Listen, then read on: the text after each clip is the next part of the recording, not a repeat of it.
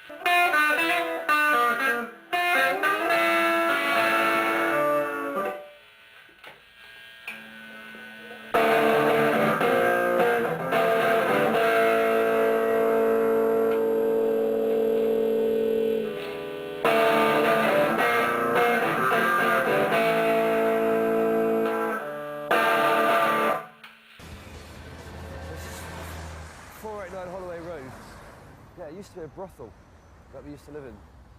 They cleaned it up a bit. To me, it would always be a hotbed of iniquity. People used to come and they used to phone up that phone box over there, and then they could look out the window to make sure they were safe. And then they come over, and then me and Pete used to have to sit in the bedroom and talk really gruff and loud. And we used to have this pathetic sort of pop gun. You know, if it ever came to it, we'd get out and... But never came to it. There we go. I used to sleep in a little bedroom at the top, on the middle window. I used to sleep in a big black iron cage. Things did get better. Yeah, it's funny because we're so totally surrounded by everything to do with the music industry. Didn't know anything about it. Apparently, like we're like enemy journalists downstairs and a photographer, and a metropolis next door. But I mean, I don't know what any of that meant really. All we knew about was the comings and goings of the brothel trade.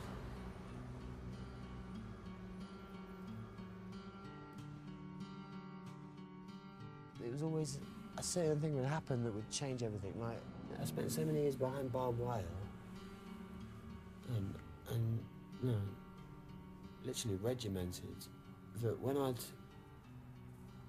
get a fleeting chance to experience just liberty, just being able to be myself and go where I wanted, when I wanted, it was. I think I just stood up one day in class and walked out the class and just kept walking. My whole life was a sort of romantic tapestry in the basements of the Albion rooms. Just us and our little sort of island of Bohemian dreams. We dug deeper in the end, and we just found this other London of vice and dope dens and parks and tramps, and we both were really desperate to get out of the England, the only England we'd ever been presented with, you know.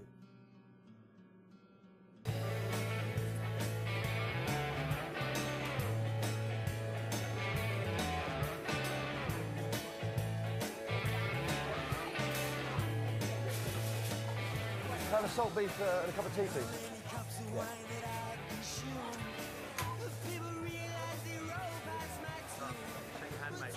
Oh, no problem. Thanks, man. Oh, cheers, man. Thank you very much. Thank you. Can we have egg mayonnaise? You say, yeah, but there's more stuff to add. No, someone's serving you. Someone did take my order, yeah. I'd stay with them, darling. Thanks, Thanks for life.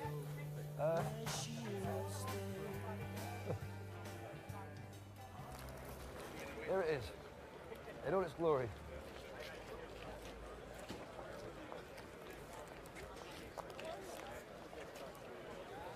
The funny thing about this whole area, I mean, not so much Brick Lane, but Shoreditch itself, I mean, it was rough as arse back in the day, and I think about artists come out and they find this like skanky area and the community develops, and I guess that's how Shoreditch started.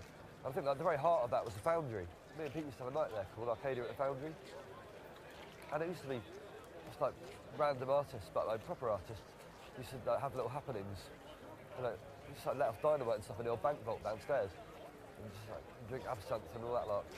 I used to play the piano while the poetry was going on, but literally like this. It was all, you know, we knew it was a blag. We used to get free Guinness, and then it got commercial and became what it is now. It's just like unrecognisable. Now they've evicted the people who sell the Foundry, so like they basically cut out their own heart. But it's just so typical. I mean, like you're responsible for this whole area and everything that happened. Yeah, and it's so unceremoniously just got surgically removed. And that's a shame.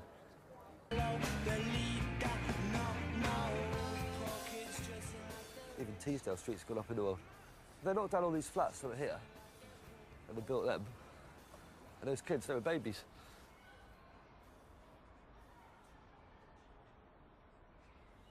I think we lived in one of these ones.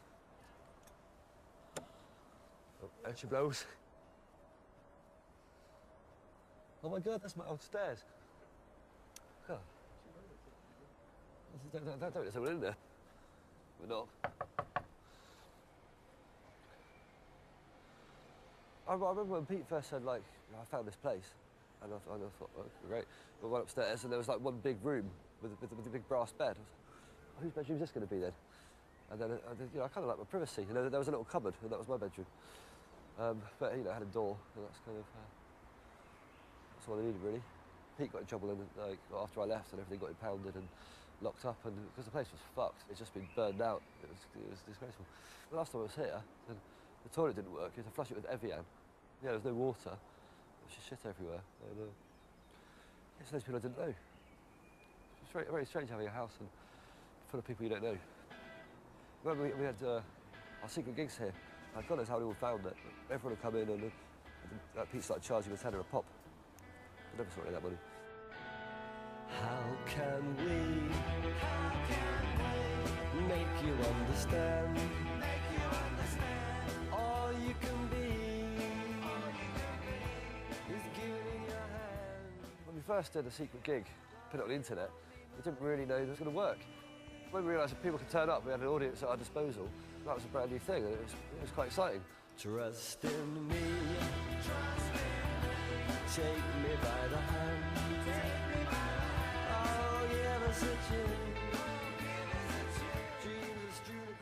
Everyone would pile in, then say something stupid like, everyone take something, everyone have a memento.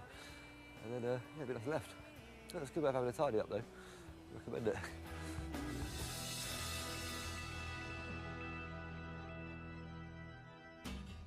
There was a funny switch in the Albion rooms when I used to get really wrecked, and I used to want to go out every night. I just loved to drink, and you know, we just discovered Charlie, and we just had a load of money, so we got an endless source of that. And I'd go out and I'd go and find all the sort of movers and shakers, for want of a better word.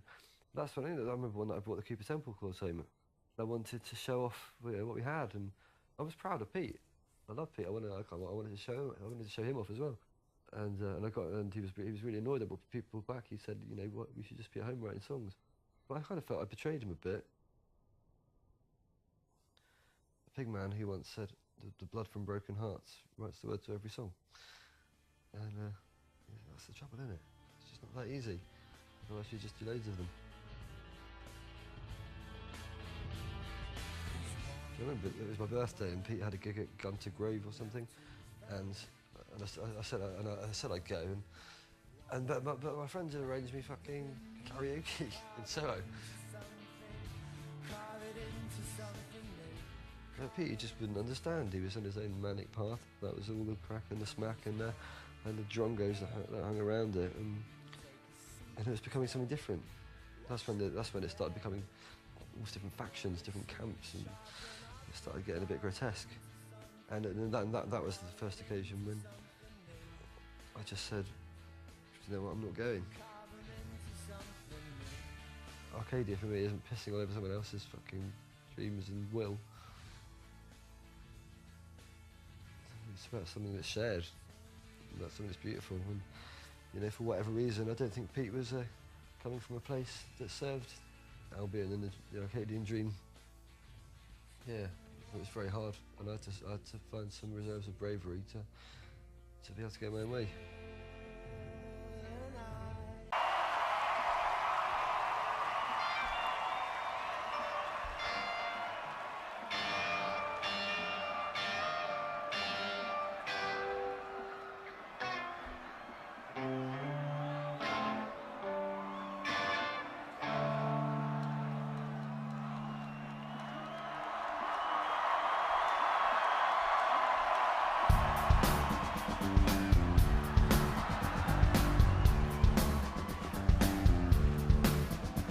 The Queen Boadicea is long dead and gone. Still then the spirit in her children's children's children, it lives on. When it fell, they saw he was a king, had his piece out of fire. So the lay of his latest flame, what a lay of his latest flame. Now his century's over, and I'll never mind.